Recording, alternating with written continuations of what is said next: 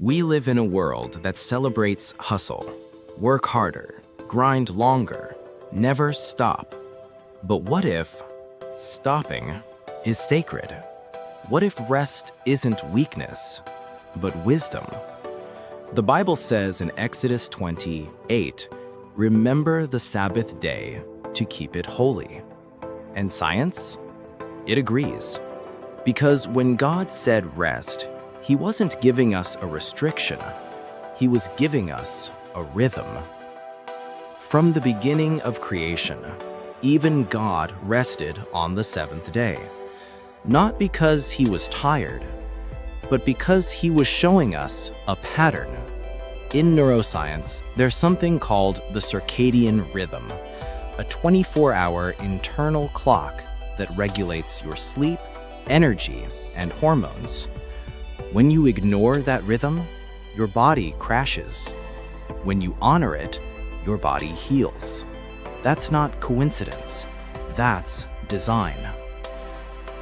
Even Jesus, in the middle of healing crowds and preaching, would often step away. In Mark 6:31, He said, "Come with me by yourselves to a quiet place and get some rest." Because faith doesn't mean non-stop doing. It also means knowing when to stop. Science calls this the dopamine reset, a way for your brain to recharge its motivation and creativity. No rest, no reset, no pause, no purpose. Chronic stress, overwork, lack of sleep, they don't just make us tired, they make us numb. The prefrontal cortex, the part of your brain that makes wise decisions, literally shuts down under exhaustion.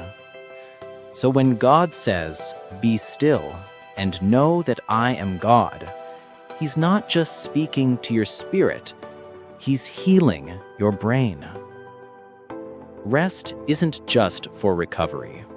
It's an act of trust. When you stop working, you're saying, "God, I trust that the world will keep turning even when I rest."